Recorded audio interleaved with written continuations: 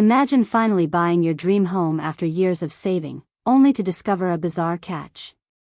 You can't legally park on your own driveway without first paying the council a hefty fee. It sounds like something out of a comedy sketch, but for thousands of homeowners, it's a frustrating reality that hits hard. That tiny, often overlooked strip of pavement between the road and your property. It's not yours. It's council-owned land, and crossing it, even just to access your own driveway, is technically illegal unless you paid for permission. To make it legal, you could be charged up to $800, sometimes even more, just to create a dropped curb or gain official access to land you already own. And that's before you factor in the time, hassle, and uncertainty of the application process. It sounds absurd, but this is the reality for homeowners across the UK. From city suburbs to quiet villages, people are left scratching their heads, wondering how something so basic could be so complicated. Instead of a straightforward solution, you're buried under mountains of paperwork, endless applications, and eye-watering costs that seem to rise every year. The process can drag on for months, leaving families in limbo. Councils claim it's all about safety, protecting infrastructure, and keeping pavements accessible. But for many, it feels less like public safety and more like a convenient cash grab at the expense of ordinary people. The frustration is real. You pay your taxes. You own your house. Yet, you're blocked by layers of bureaucracy from simply using your own driveway. It's a situation that leaves many feeling powerless and angry. As costs rise and councils tighten the rules, more and more people are waking up to this madness. It's become a hot topic in neighborhoods and local news, sparking debates and petitions. The dream of off-street parking, once a major selling point for any home, now comes with a price tag and a headache that's hard to swallow. For some, it even affects property values and the decision to move. Homeowners aren't quietly accepting it. They're furious, and many are starting to push back, demanding fairer rules and more transparency from their councils. And honestly, who can blame them? When something as simple as parking at home turns into a bureaucratic nightmare, frustration is inevitable. Paying to park on your own property. For many, it's enough to make anyone rage. And it's a problem that's not going away anytime soon. So, what's a dropped curb? You might have heard the term before, but if you've never needed one, it can sound a bit mysterious. It's simply a lowered section of the curb, usually found at the edge of your property, where the pavement dips down to meet the road. This clever little modification lets your car roll smoothly from the street onto your driveway without that nasty jolt or risk of damaging your tires or suspension. Local councils insist you need one for three main reasons. Safety for pedestrians and drivers, protecting the pavement from cracking or crumbling, and safeguarding the hidden network of pipes and cables that run just beneath the surface. Think water, gas, electricity, and broadband. Without a dropped curb, you're technically breaking the law every time you drive over the pavement to access your property, even if it's just for a second. The official line is that it prevents accidents and costly damage. But let's be honest, many homeowners see it as just another way for councils to collect fees and paperwork. The council owns the pavement, sets the rules, and ultimately controls how you access your own property from the street. No dropped curb. In the eyes of the council, you're a lawbreaker, and you could face fines or even be forced to remove your driveway access. Want to play by the rules? Get ready to pay for permits, inspections, and the construction itself. It's not a cheap process. It's not just a simple ramp. It's a legal requirement, and the council holds all the cards when it comes to granting permission, their way or the highway, literally. If you don't comply, you could be left without legal access to your own driveway. And that's why the humble dropped curb is such a big deal for homeowners across the UK. It's your gateway to legal, hassle-free parking at home. Let's talk money. You'd think a dropped curb would cost a few hundred, right? Think again. The total bill can hit $1,800 or more, enough to buy a used car. First, there's a non-refundable application fee, sometimes over $300, just to ask for permission. If rejected, your money's gone. If approved, you're forced to use council-approved contractors who charge premium rates. Need planning permission? Extra fee.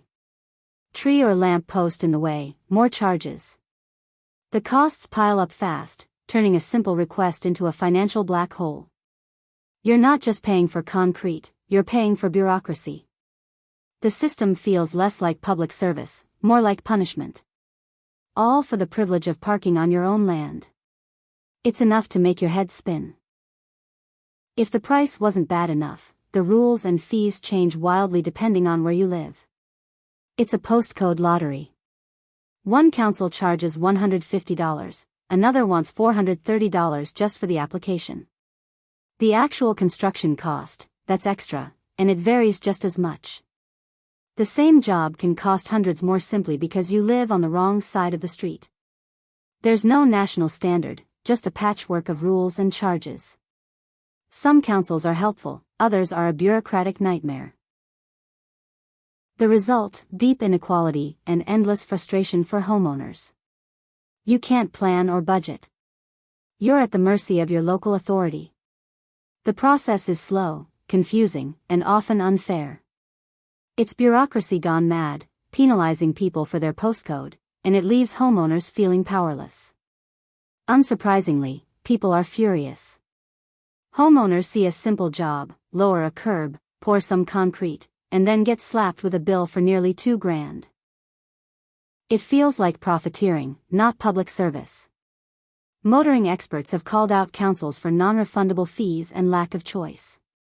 The principle stings. You own your house but need permission to access it. Councils claim it's about safety and costs, but for most those explanations ring hollow. The anger isn't just about money. It's about fairness and freedom. People want transparency, not a protection racket. And until things change, the outrage will only grow.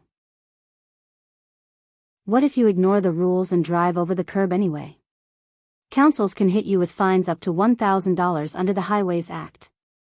They can also bill you for any damage to the pavement or underground pipes.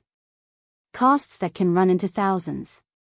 If you keep breaking the rules, they might even install bollards to physically block your driveway at your expense. Suddenly, that $20,800 fee doesn't seem so bad compared to court, fines, and repair bills. The law is clear. No dropped curb, no access. Councils have all the power, and they're not afraid to use it. Try to dodge the system, and you'll pay even more.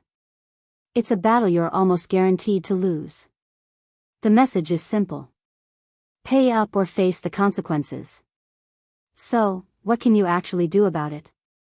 The first step is to arm yourself with knowledge. Take the time to read your council's rules, guidelines, and any small print. Understanding the process is crucial because every council can have slightly different requirements and hidden fees. Don't be caught off guard by unexpected paperwork or last-minute costs. Prepare your application with care. Include clear diagrams, detailed plans, and all the information they ask for. The more thorough you are, the less likely your application will be rejected or delayed. Double-check everything before you submit, and keep copies of all your documents for your records. When it comes to costs, question every single charge. Ask for a full breakdown of fees, and don't be afraid to shop around for quotes from approved contractors. Sometimes prices can vary more than you'd expect, and a little research can save you hundreds of pounds. Never accept the first figure you're given without checking if it's fair or justified. Councils and contractors sometimes count on people not asking questions. If the system feels unfair or you're hitting a wall, don't stay silent. Reach out. Contact your local counselor, your MP, and connect with neighbors or local groups who are facing the same issues. There's power in numbers. The more people who raise their voices and complain, the more likely it is that councils and officials will be forced to listen and make changes. The ultimate goal, a national standard with fair capped fees so everyone, no matter where they live, gets a fair deal. It shouldn't be a postcode lottery. Off-street parking should be a sensible, affordable solution for families, not a luxury that's taxed to the hilt or made impossible by red tape. Change won't happen overnight, but if everyone stays silent, nothing will ever improve. It takes persistence and a collective voice. If we don't push back, we'll just keep paying more and more to park on our own land with no end in sight. And honestly, that's a ridiculous way for anyone to live in their own home. So do your homework, stand up for your rights, and don't let bureaucracy win. Stay informed, stay vocal, and support your neighbors. Because at the end of the day, your driveway should belong to you, not the council, not anyone else.